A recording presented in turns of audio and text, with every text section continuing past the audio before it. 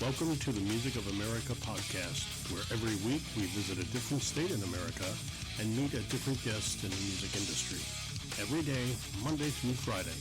We begin in Alabama and we end in Wyoming. I'm your host, Tom Pollard. Let's talk music here on the Music of America. We're halfway through the week in Oregon here on the Music of America podcast. Our guest today, Larry London, percussionist, singer, songwriter, and talent extraordinaire. We're going to talk about him and his legacy and what he has to offer. It's pretty cool stuff. We're going to hear all about this, and we'll talk to him. And with us, Larry London, whose pedigree is probably longer than any commercial I'll ever read. How long you been playing music? First lesson was January 2nd, 1979, 7:30. It was written in my first drum book. And so I'd mark that as the date. Anything before that was just nothing. So 1979, January 2nd. And why drums? Were you drawn to the drums? Did you just want to play an instrument or what? It's an excellent question because I grew up with a martial arts fascination. I was adopted, and I always said that I was like Bruce Lee's illegitimate son for some reason. I really attached to the idea of one guy doing everything. And so, but my parents both had businesses, and I was an only child adopted, and they said, you can do anything you want in life. So they said, well, whatever you do your best. And they go, well, you better take some lessons in anything you're interested in. And they go, we'll get you lessons. And I go, well, what's lessons? And then they would say, well, you know, if you're interested in golf, somebody will teach you. And I was like, okay. And they go, what do you want to do? And I go, I don't know. I want to build tree forts. I want to ride my go-kart. You know, I want to throw dirt clods at kids. You know, just ridiculous stuff. And my mom was like, well, I heard you talk about golf once. I go, I've never talked about golf. Next thing you know, I'm in golf lessons. But they would have this thing where they would make me do something for just a little bit, like 6 or 8 weeks. And they go, then you can really know something about it to make a real choice. As a default, what happened is that I passed through a whole bunch of things. They were on the bowling league. I took bowling lessons, and it was baseball. Then we had an old organ that was my grandma's, and I really loved the organ actually because it had so many things to do. And the instructor was moving his feet so much, and I was like, how can he know where his feet are? He can't even see his feet. And so it looked like he had all 4 things going on at the same time. I was actually really fascinated by that. But then they had me in piano lessons. I took guitar lessons. And then by the time I got to drum lessons, it all kind of came together for some reason that this is the expression that I need because I need a lot to keep my attention. Yeah. I need everything going. I mean, I sing when I play. If I could bounce a beach ball on my head, I'd be happy because I need a lot. And the little motions of guitar, which is beautiful. I mean, in my next life, I'll have big spider fingers, you know, and I'll be able to really do it. And piano too. I just love it. But honestly, drums, I need to be moving a lot more for my expression. If I was a guitar player, I'd be jumping off the stage and kicking over amps, and I'd just be doing anything. But in drums, I get to move all the way around. So for some reason, that really gravitated toward me. And I think it was the one guy doing everything approach. Just like, you know, like you got the old martial arts movies. I was a big Jackie Chan fan. So they're always the same.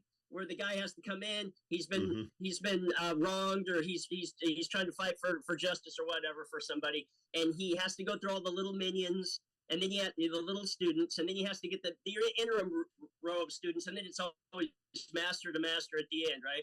Yeah. But it's always one guy doing everything. That's what I love about the drum set. It's one person. In the Western civilized world, we boiled 12 samba guys down to one instrument of a drum set, and I love that. It just makes the top of my head come off because I have so many ideas of what to do. That's really that. I think that's the key of my attraction. It took me probably 30 years to figure out even why I love the drums, but that's it. Is there a particular percussion instrument of drum? You know, because drums is a big umbrella. Yeah, and also an instrument. So under the big umbrella of percussion and drums, and drums being a subset of that, is there an instrument that you favor more than a drum set? Yes. Well, out of the drum set, I love the bass sound. I like all the low end sounds a lot. So I like a lot of tom grooves. I use the floor tom and the bass drums a lot. But I'm not a percussion player. So, I mean, there's like 5 things going on in drumming all at the same time that everybody thinks are the same, but you could spend your life in any one of those things. And so you could have, a percussion, symphonic drumming, core drumming, which is marching. Electronic drums is another instrument I went through and spent way too much money on, and then realized that's not really the drum set that I want, because I want it more like violin. where if I did a show where I was right next to the violin players in this cage with this plexiglass tomb basically, but she would start this piece for this musical, and then they would go, and it was so beautiful every night, and I was like, I love how pure this piece is, because every sound that comes out of that violin is you. If it's good, it's you. If it's bad, it's you. And there's no strings attached. There's no gear. There's no other people to blame. Right, It's right. one person doing everything. And that's what it is about the drums. Is I like all the pressure. If it's good, it's you. And I just go, well, if it's bad, it's me too. And that's what, recording wise, you really learn that. So I just attracted to it all the way around. Drum set. Drum set's okay. my thing.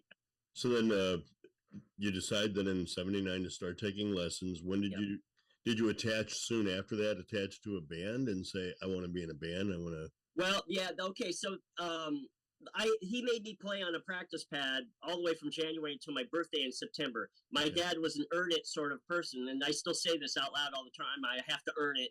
So he was like, well, you can't just, I'm not just going to buy you a drum set. Yeah, you're going to have to work. You have a little pay stub and your hours. And so I'd work with this plumbing company. And, I did nothing but stand around. He probably was more work for him to have me on the job site. But the point of it was is that I earned a couple $100. He chipped in a couple $100 and by my birthday. And I was able to get the cheapest drum set possible and one cymbal forever. I had this one everything cymbal.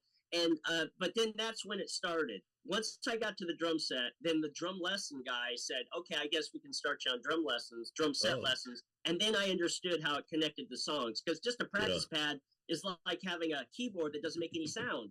It's just all the forms. Right. It's ridiculous. So that's when I was about 14 then. So all of a sudden music became a big thing.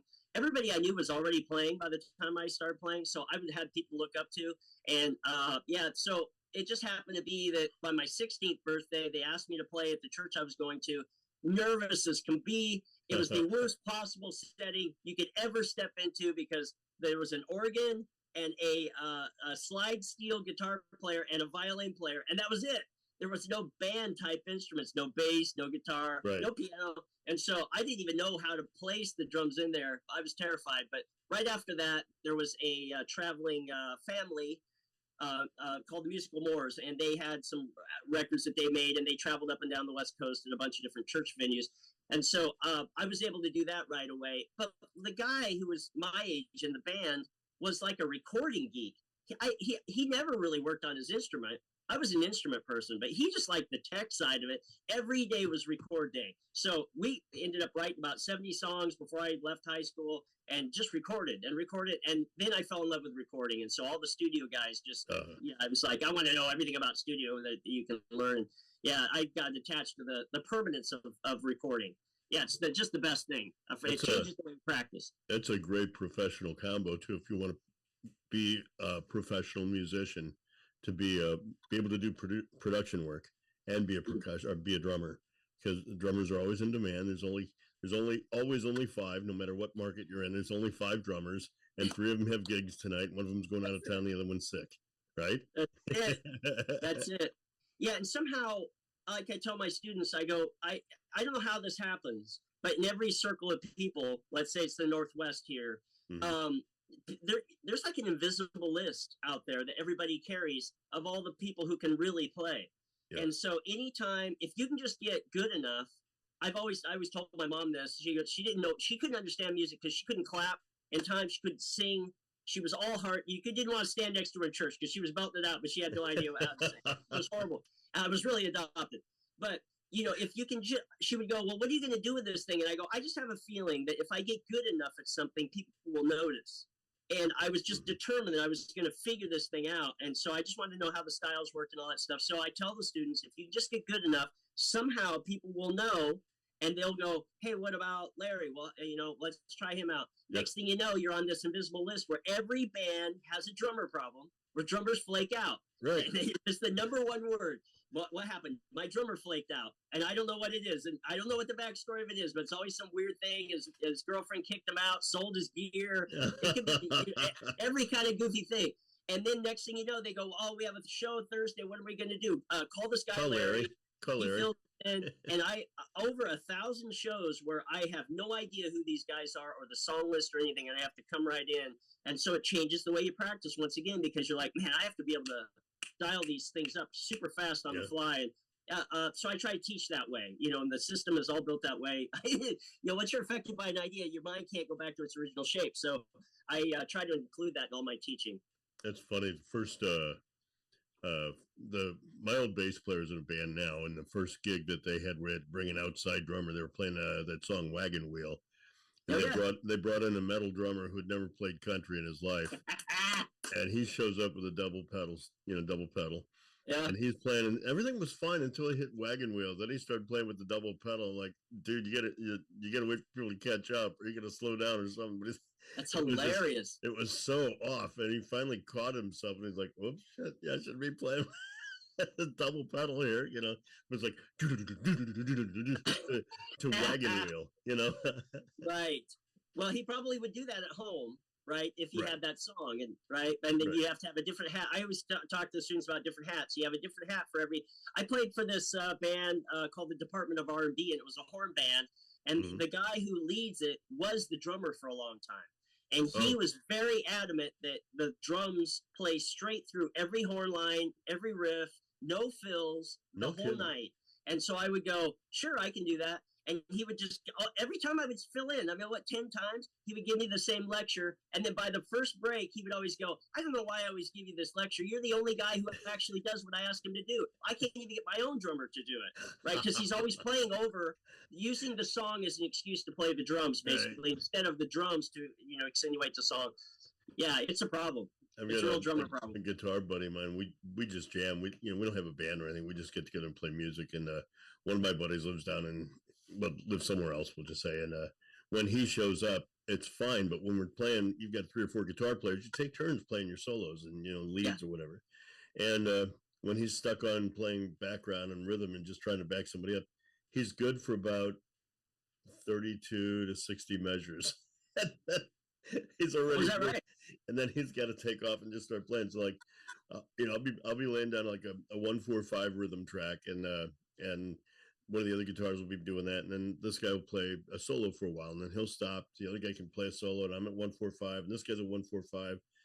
But about a minute into it, he's already bored, so he's off on his own other world, man. Like the drummer you were talking about, he's just gonna play straight on through because no concept of band, no concept of unity or taking turns or whatever. It's just it's a hard thing to get people to learn to listen to something other than themselves. It really is. It's really hard. I have a friend of mine who's a fantastic drummer, but every song he starts the song wherever he's hired to do, and then he will move the tempo and the beat into his right to where his wheelhouse is, and then all of a sudden he'll just start soloing because he found his space, and everybody just stands there and goes, I guess we're gonna back out now. So they kind of back off the stage, and he goes off into this timeless solo, and then he counts everybody back in all of a sudden. And I'm like, what a selfish thing to do to the band, to music, is to use it as an excuse. So when you're hired out and you want to continue to be hired out, you have to learn how to just serve people. You just serve them. Right. And I don't think they think of it as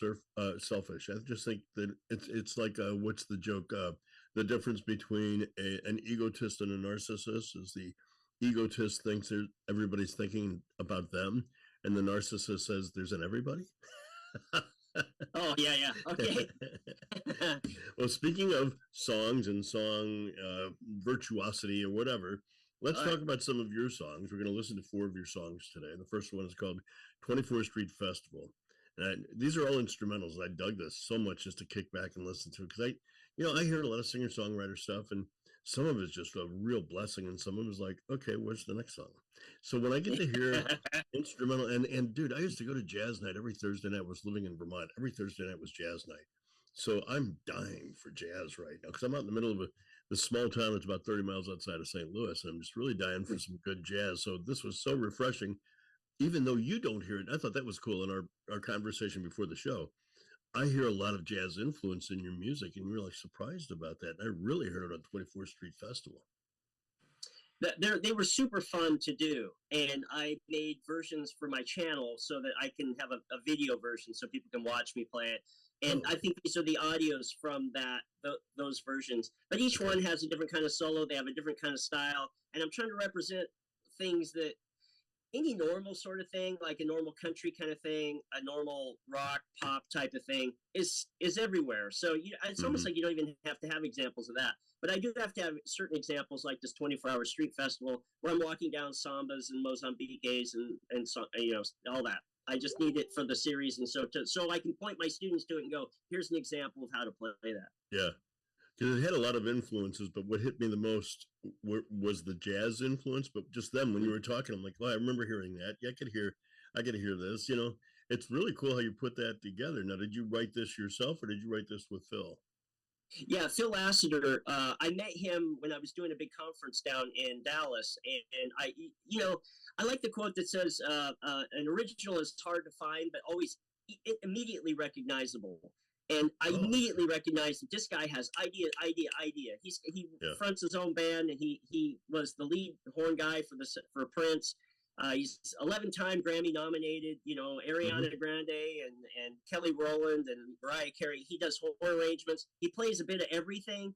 So when I saw that, I was like, oh, this is the perfect guy to help me flesh out these feels, because he would set up all the horn arrangements. He would hire a bunch of guys from Dallas, some studio guys to play bass or to play, DJ scratch or whatever it was that was in the certain style. Yeah. Really, really a competent person who is just on. His switch is on, as I say, and he's just driving ideas.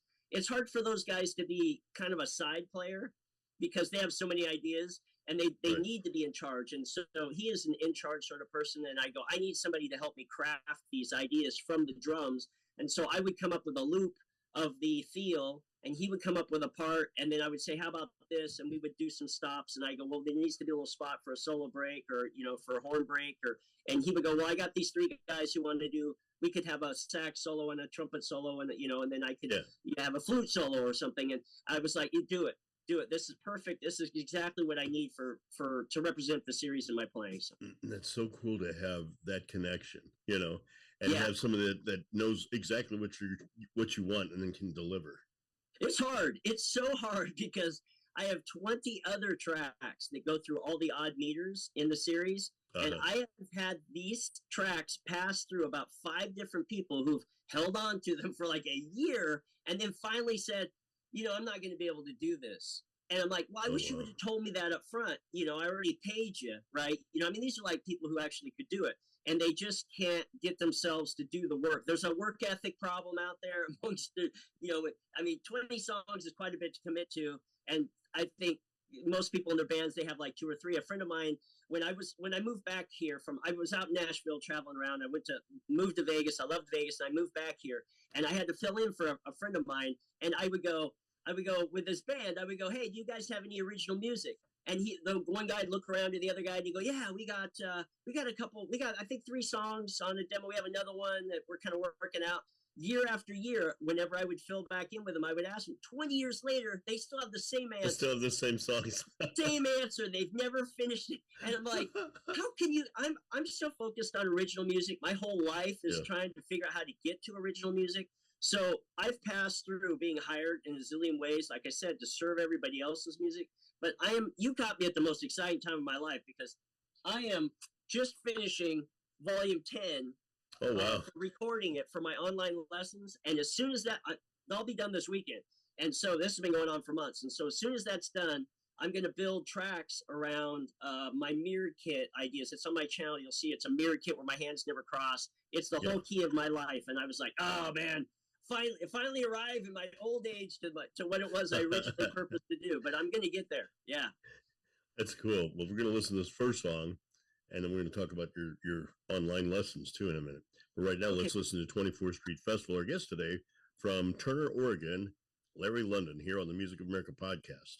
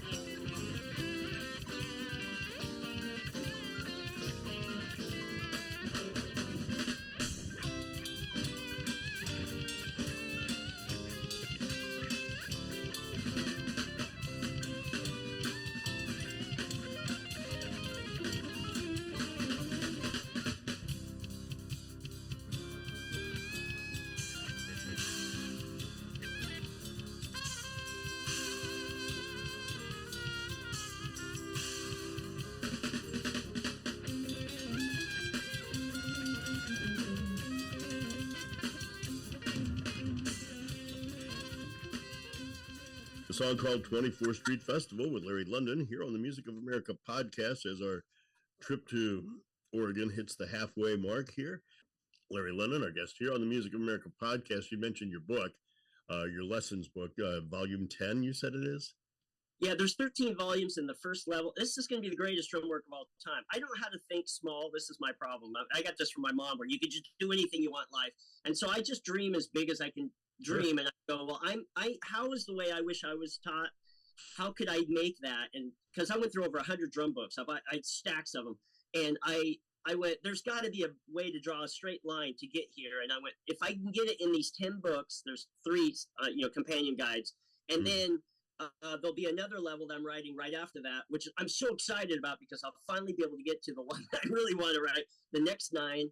And then the next 9 are on my mirrored kit. So it's a free way to get to that. So those songs that we're playing are demonstration songs of different styles from a page called the Page of Style. And so, but the whole core of it is like the tree, and all the rest are the branches. So once you get the core of how the subdivisions work, you can just all my students have passed all their auditions for every band for everything they've ever done, and they won the first and second place in the Guitar Center's contest every year.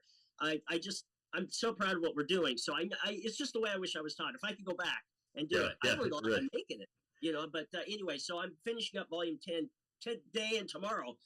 Unbelievable. Just as excited as I could possibly be. just in time to be plugged on the podcast, the section coming up in a little bit called Shameless Self-Promotion. Oh, yeah, okay. I got a real kick out of this. I grew up, mom and dad grew up in the 30s, 40s, whatever. So they listened to Benny Goodman and Gene Krupa and Glenn Miller and all those guys. And then when I was in radio, one of the last radio gigs I did, there was a guy named Al Ham that played a format called The Music of Your Life. It was big horns, big band stuff. And I was listening to your music, the second song that popped up, this one here, a song called Big Horn Boogie, just brought a smile on my face, man. First of all, that music just makes you happy. Yes. You can't not move. And 100%. You execute it so well. I felt like this could have been the backdrop of a game show or of a movie, with a Bogey and Cagney in it or something, It's real timely. It's the celebration of winning the award, right? So it has to be up. And that's why if I was a jazz guy purely, I would be a big band guy because of all the energy in the horn lines. Yeah. It's like shredding guitars in a way for back then. And there's nothing like the power of horns. I went and saw a Tower Power tribute band in this thing in Seattle in a room that was like in Nashville where they have the long narrow rooms and they're brick. And the horn section was killing. It was just ripping my face off how powerful it was. And right then I knew the power of a horn section. It just was awesome. The Tower Power horns. Tower of Power is such a powerful band. I saw them at a B.B. King festival. He used to, when he was alive, he came to St. Louis every year and did a thing. And one year it was like Robert Cray, Tower of Power, somebody else, and then B.B. King. And when they came out, they were like, I think nine horns, Yeah. It just blew us out of the water. It was so good. But it was so tight and just so much fun. And they played like a lot of their contemporary stuff, but then they jumped back and they do a little flavoring of some old big band stuff and then bring it back to contemporary stuff. I dug how they did it so well. Yeah, very funky in the bottom. That's Dave Garibaldi that played in that band forever. And his influence on me is so gigantic, specifically because of a book he wrote called Future Sounds that I rewrote 3 times and had to buy 3 copies of it. Unbelievable influence. That's funny. And how does that influence the song Big Horn Boogie?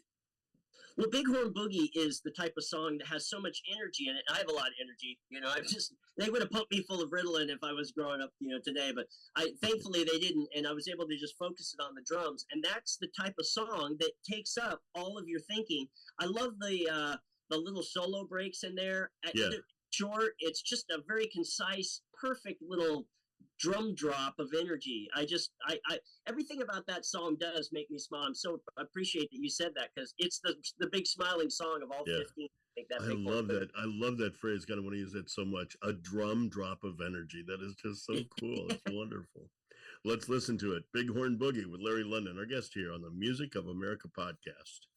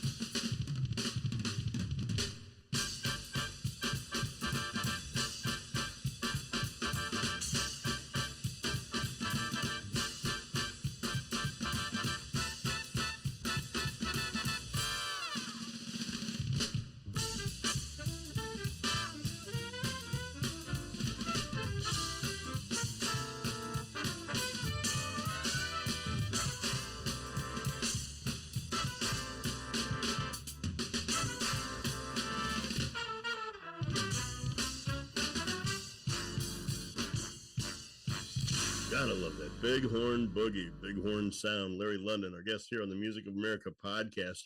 The next song, Larry, I was listening to it. I was trying to figure out the time signature, and I know who better to ask than a drummer, because it sounded like it was kind of an interesting, not a standard, like 4/4 time out, but I couldn't figure out what it was. It wasn't 6/8, and it seemed like it was maybe 8/6. And I thought, I'm just going to ask. So what is the time signature on this? Because I kind of got lost following it, but I loved it. I mean, it was really good. I got lost trying to figure it out, but I get lost in the music, if that makes sense. Yeah, the beauty of this song is it's built around a ska sort of beat, and once again, Phil did such great work on it, and he left these open spots for me to kind of craft the rhythm change. And so I one of the big three things, I love hi-hat openings and double bass and over-the-bar rhythms. This is about over-the-bar rhythms, and I start playing. I have these multiple wheels of time happening, and it's so cleverly hidden in there, and I was like, I love this part. I have to record this part. That was so cool. But that's what was throwing me off. Yeah, because I'm following this one line, and all of a sudden this other line sneaks in there, or is played underneath or on top of it. I'm like, wait, what are we doing here? So yeah, cool. I really appreciate you bringing this up, because this is one of the most important little recorded bits for me as an artist, because it's so me to think this way. Once I figured it out, I was like, I could do this all the time. Like I said, the top of my head would just explode. I would just go, I'm there. I'm in my perfect zone. So I love that in this song. I can't believe you even brought that up. That's amazing. Well, it's such a great song and such a cool song, and it's an interesting song. And here's how I define me, and this is jazz, but maybe that's why it hit this, because I'm a big jazz guy, and this is what hits me with jazz. I love listening to jazz for two reasons. One, you anticipate where they're going, and when they do, you go, oh yeah. And then when they go someplace else, you go, oh yeah. Oh yeah, like a deep oh yeah. You get your radio voice on for that. That's right. Yeah, you go, oh yeah. I am, if I had to just say, I'm primarily a rock guy, because I am drawn to that. I just grew up with bands like Journey and Foreigner and Styx and stuff. And if that's really from my wheelhouse, but as a studied person, I appreciate all the styles, and I want to really know how they work. And so that's why this is so important to me, because I came up with bands like The Police. And so when they were doing ska, it was kind of like a pop sort of ska. Right. And I was like, I'm going to try to craft a piece like that. And that's what, once again, Phil, so good at making a piece that makes sense for the drums to find a place to sit. Beautiful. Yeah. Really fun song, and I hope people get out of it the energy and the appreciation of the music. What do I want to say? The musicianship. That's it. The musicianship of this song. The song is called Downhill Run with Larry London, our guest here from Turner, Oregon on the Music of America podcast.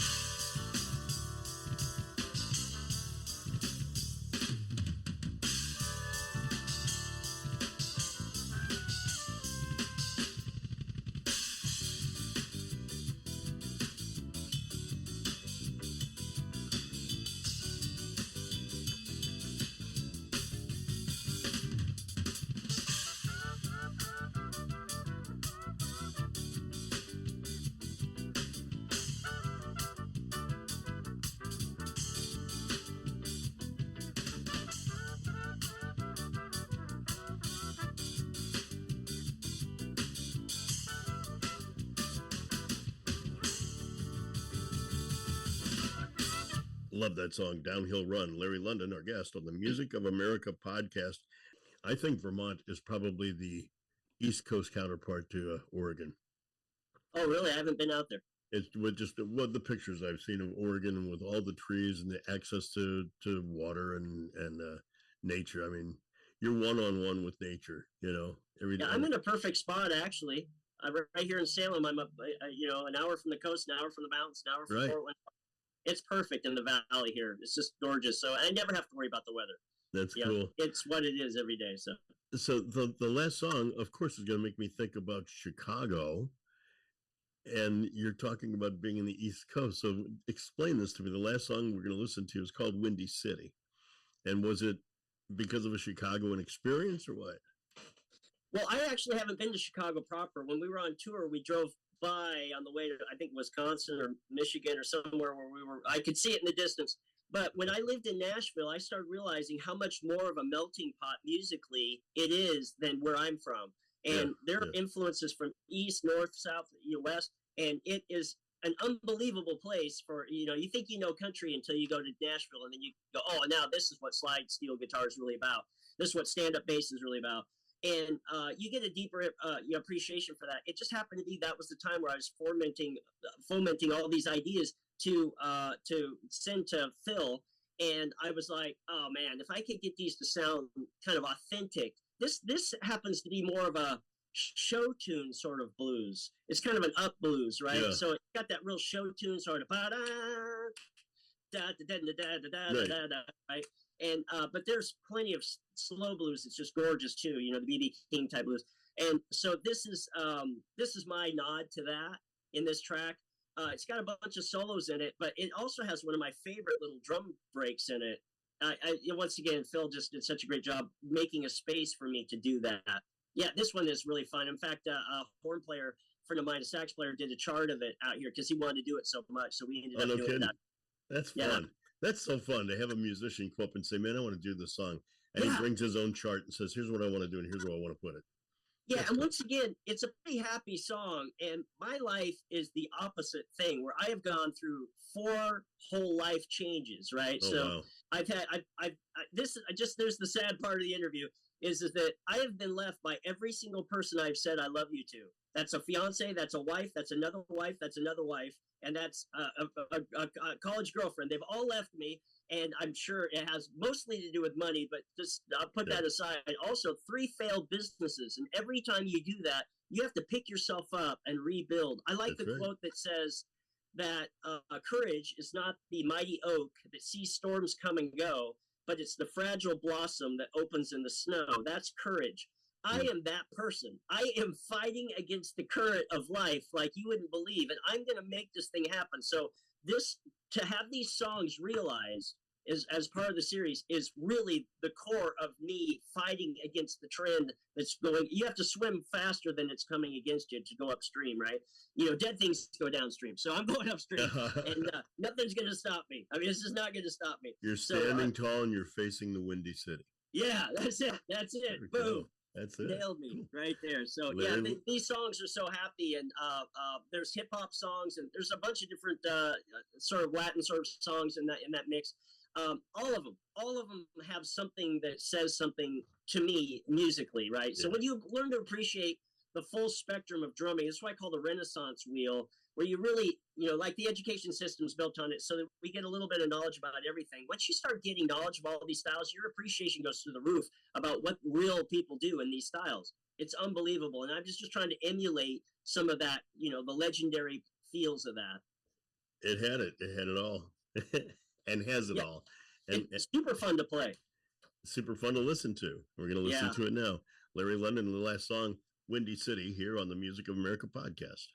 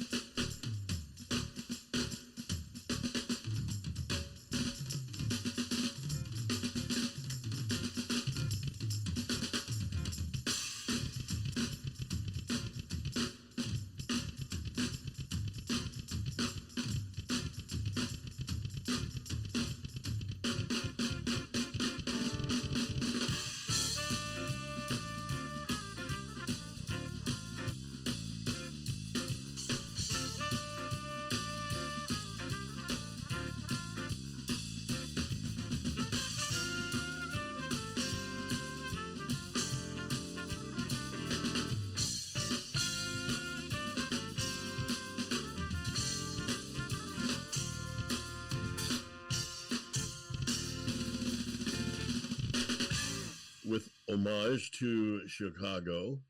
I don't even want to call my home. They used to be my arch rivals. I'm a big hockey fan in Chicago. I've got my first radio gig. Larry, I've talked earlier. My first radio gig, I was in Joplin, Missouri, and the guy that was on 8 hours before me always insists that he has seniority because he was on before me. Oh yeah. But well, I'm he's an from Army Chicago. of one here, so I'm a sole proprietor. Yeah. Oh, okay. Well, he's from Chicago, so every time I hear anything about Chicago, my thought immediately goes to TJ. So TJ, listen to the song, love it, and go out and buy all of Larry's albums, which is my plug to segue into the last segment of our show before we say goodbye, Larry, and that's the segment of the show we call Shameless Self-Promotion. You've got online schooling, I guess, or online lessons. You've got a lot of music you can promote, and I'll just stop talking and let you talk and tell us how we can continue to help promote you into the rest of your dream. But fantastic. First, I just want to say how much I appreciate you even looking me up and helping all these artists. Unbelievable that we need all that. So the more that you do that, I'm absolutely for it. We need more of that. My whole life has been driven on two planes, and one is on a performance plane to be a great player, and then to change drumming with my ideas somehow, and then to teach those ideas so that people can get there as fast as possible. That's why I wrote the series. That's why I'll continue to write the rest of the series. Mm-hmm. That's why I have this mirror kit. If you go to my channel, which is YouTube, Larry London Drummer, that's where I post all of my work. And you can see examples from the series. I have sort of teaching video examples.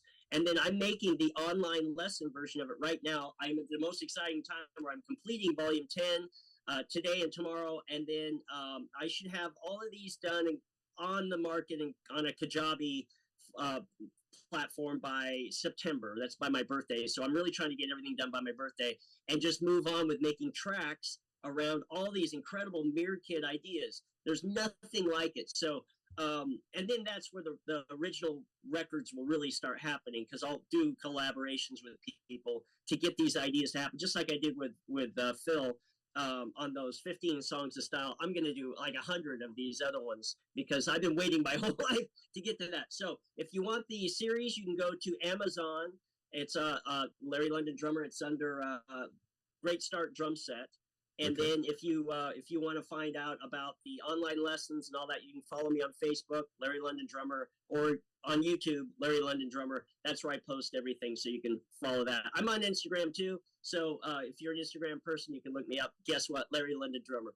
So because of the famous Larry London, the most famous country drummer of all was named Larry London. And so I have a video on why my name is the real name and his was the stage name. His was the stage name. Yeah, it was the stage name. So, but he's passed away now, and there shouldn't be any confusion, but there still is. So it's crazy.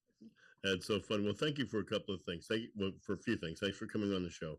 Thank you for making finding you so easy. Larry London Music, or Larry London Drummer, right? Yep. And thank you for spelling your name just the way it sounds, Larry London. That's hilarious. Because the people have come on. If there was another Larry London that starts today, he's going to have to spell it Lundun or something like that, or Larri, or Larry London Music or something like that. So yours is just so easy to find. And thank you so much for that. Yeah, I appreciate you. I totally appreciate you. Again, thanks for all the energy that people will hear in your music, and the energy that people hear in the music is what you present when you perform. It's just so cool and so wonderful. Well, I'm swimming upstream. It takes a lot of energy to swim upstream. Standing up tall against the windy city, baby. Got it. Yeah. Larry, thank you so much. Larry London from Turner, Oregon, our guest. Join us tomorrow. We're still in the same